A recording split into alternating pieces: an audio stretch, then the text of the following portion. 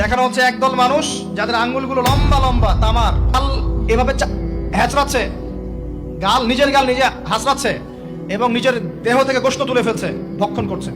নবীজি জিজ্ঞাসা করলেন সাল্লাল্লাহু আলাইহি ওয়াসাল্লাম, এরা কারা? কি কারণে এদের শাস্তি হচ্ছে? তাকে বলা হলো, এরা আপনার উম্মতের সেই সব ব্যক্তি যারা সবসময় গীবত আর সমালোচনায় ব্যস্ত থাকে। এবার নবীজি দেখছেন এক শ্রেণীর মানুষ, পেট এইরকম ফোলা, অট্টালিকার মতো পেট ফোলা, আর ভিতরে সাপ কিলবিল করছে এবং এদেরকে রক্তের নদীতে ফেলে মাথাটা ফাটিয়ে দেওয়া হচ্ছে। নবী জিজ্ঞাসা করলেন সাল্লাল্লাহু আলাইহি ওয়াসাল্লাম, এরা কারা? এরা আপনার উম্মতের এই সব ব্যক্তি যারা ছিল সুদখোর, রিবাখোর। মানে এই উম্মতের অন্যতম বড় সমস্যা হবে রিবা, যেটা আমি বলেছি, প্রতিটা সেক্টরে রিবা। সবচেয়ে নিম্ন পাপ নিজের মায়ের সাথে জেনা করা, সবচেয়ে উচ্চ পাপ আল্লাহ এবং তার রাসূলের সাথে যুদ্ধ করা, এটা হলো সুদ। এবং এর বাস্তবতা হচ্ছে এই, ধনী দিন দিন ধনী হবে, গরিব দিন দিন গরিব হবে, এটা বাস্তবতা। রক্ত চুষে খাওয়া হয়, এই কারণে রক্তের নদীতে ফেলা হয়েছে। এবং সাপ খেয়েছে তারা, সাপ খেয়ে পেট ফুলিয়ে ফেলেছে। আর একটা হাদিস আগেই বলেছি, যে দেয়, যে নেয়, যে সাক্ষী থাকে, যে লিখে রাখে, সবাইকে সমানভাবে লানত করেছেন নবী সাল্লাল্লাহু আলাইহি ওয়াসাল্লাম। নবীর লানত নিয়ে হাউজে কাউসারের পানি কোশ্চিন কালো পাবেন না, কবরের উত্তর দিতে পারবেন না। এমনকি নবী সাল্লাল্লাহু আলাইহি ওয়াসাল্লামের সুপারিশ আপনার কপালে নাও জুটতে পারে, সতর্ক হয়ে যান। তিনি আসছেন, দেখলেন এক শ্রেণীর মানুষ আগুন, বড় বড় আগুনের দলা, এগুলো মুখে ঢুকাচ্ছে, পিছনের রাস্তা দিয়ে বের হয়ে যাচ্ছে। নাউযুবিল্লাহ পড়ি আমরা। জিজ্ঞেস করা হচ্ছে, কারা এরা? মর্মান্তিক শাস্তি হচ্ছে।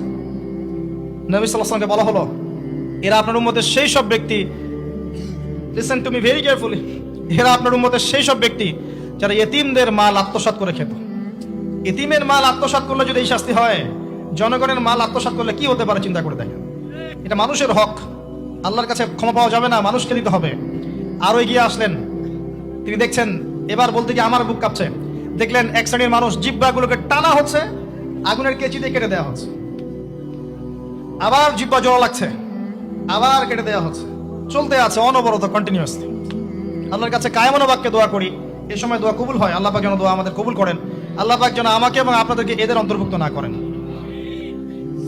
জিজ্ঞেস করা হলো, এরা কারা? নবী সাল্লাল্লাহু আলাইহি ওয়াসাল্লামকে বলা হচ্ছে, এরা আপনার উম্মতের সেই সব ব্যক্তি যারা ছিল বক্তা, ওয়াইজ, যারা অনেক বক্তব্য করত, নিজে আমল করত না। আর এই মহামারী আমাদের মধ্যে ছড়িয়ে পড়েছে, কোনো সন্দেহ নাই। যদি না পড়তো তাহলে আমাদের কথায় মানুষের জীবন পরিবর্তিত হতো। খুব কম দেখা যায় যে আমাদের কথাগুলো আপনাদের কলবে তাসির হচ্ছে। তাসির তখন হবে যখন আমার মধ্যে আমলটা থাকবে। জানা অনুযায়ী আমল না থাকলে এই অবস্থা হবে। আল্লাহ পাক আমাদেরকে হেফাজত করুন, আল্লাহ পাক আমাকে এবং আপনাদের সবাইকে হেফাজত করুন, আমিন। আরো এগিয়ে আসলেন, দেখা গেল এক শ্রেণীর মানুষ, যুবকরা খুব ভালো করে শোনেন এবং বিবাহিতরাও শোনেন, সামনে রাখা আছে ভালো গোশত, বাম দিকে রাখা আছে পচা গোশত, গন্ধ বের হচ্ছে। তারা এই পচা গোশত তুলে তুলে খাচ্ছে, গোগ্রাসে খাচ্ছে, ভালো গোশতের দিকে ভ্রুক্ষেপ করছে না।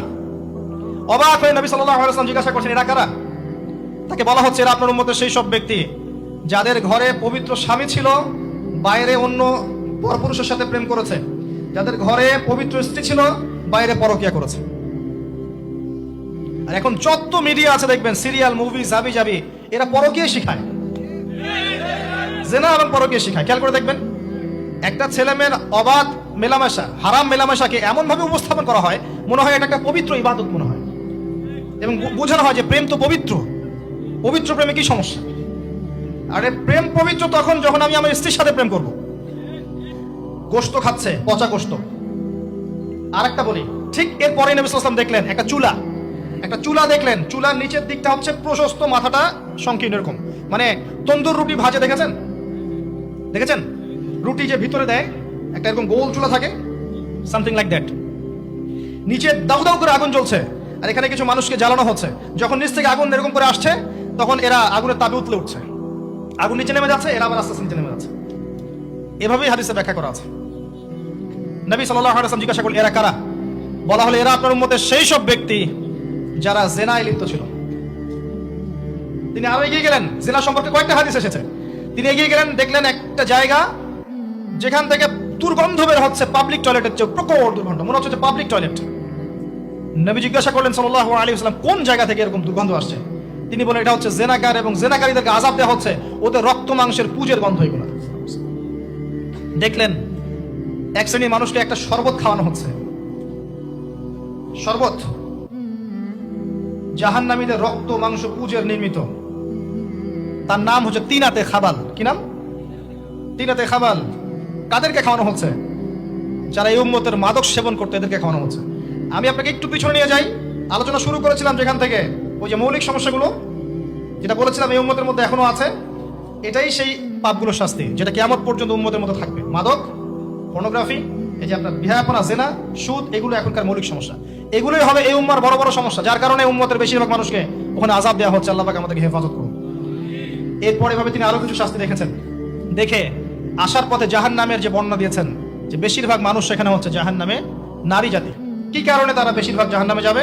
লানত করার কারণে, অভিশাপ দেওয়ার কারণে, স্বামীর অকৃতজ্ঞ হওয়ার কারণে। সারা জীবন স্বামী করে যাবে, একদিন ঝগড়া লাগলে বলবে সারা জীবন তোমার কাছে কোনো ভালো ব্যবহার পেলাম না।